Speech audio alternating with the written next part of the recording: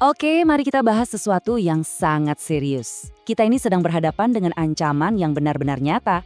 Ini bukan lagi sekedar prediksi cuaca, tapi sebuah realitas pahit yang sudah merenggut banyak nyawa dan menghancurkan kehidupan. Jadi, kali ini kita akan bedah tuntas soal kerentanan Indonesia terhadap siklon tropis. Coba ingat-ingat nama ini, siklon Senyar.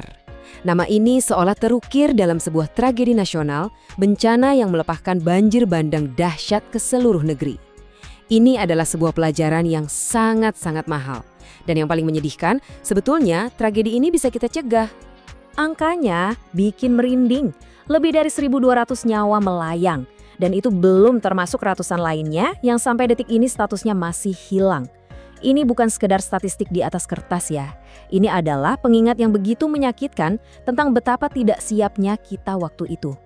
Amukan siklon Senyar ini benar-benar luar biasa. 3 provinsi dibuat lumpuh total.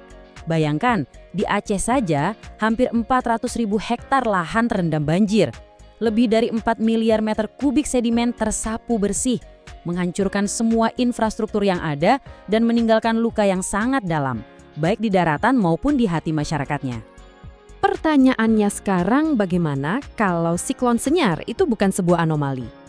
Gimana kalau itu cuma sebuah cuplikan dari sebuah realitas baru yang jauh lebih menakutkan? Para ilmuwan udah kasih peringatan loh, deforestasi besar-besaran di Sumatera, Malaysia, dan Kalimantan itu ternyata telah menciptakan semacam jalan tol super untuk siklon.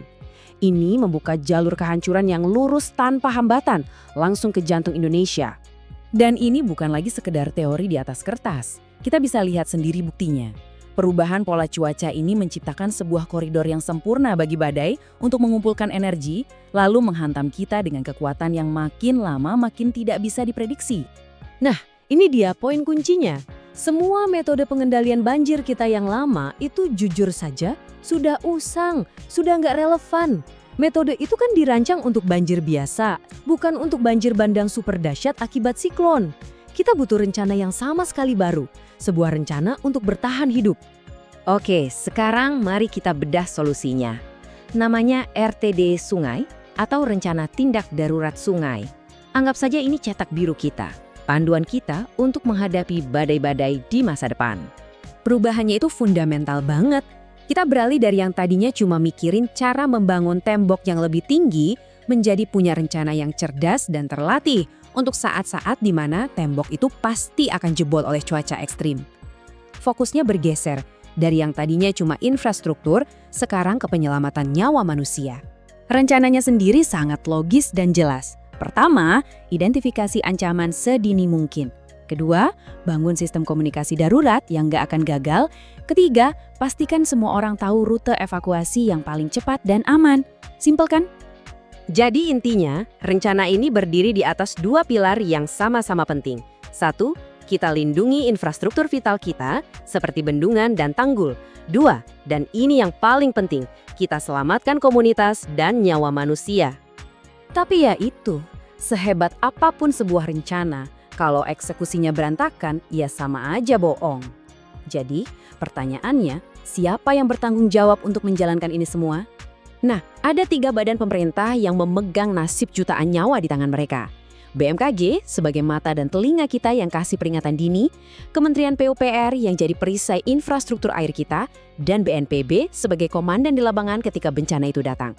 Panggilannya sudah sangat jelas, ketiga lembaga ini harus duduk bareng, bekerja sama, mengevaluasi semua kegagalan di masa lalu, dan mengambil tanggung jawab penuh untuk masa depan.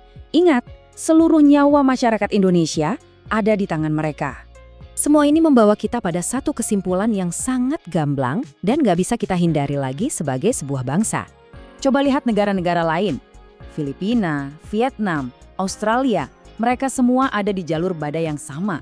Dan mereka sudah bergerak cepat, merombak total sistem mereka untuk melindungi warganya. Pertanyaan besarnya, kenapa kita tertinggal? Indonesia, kapan mau berbenah?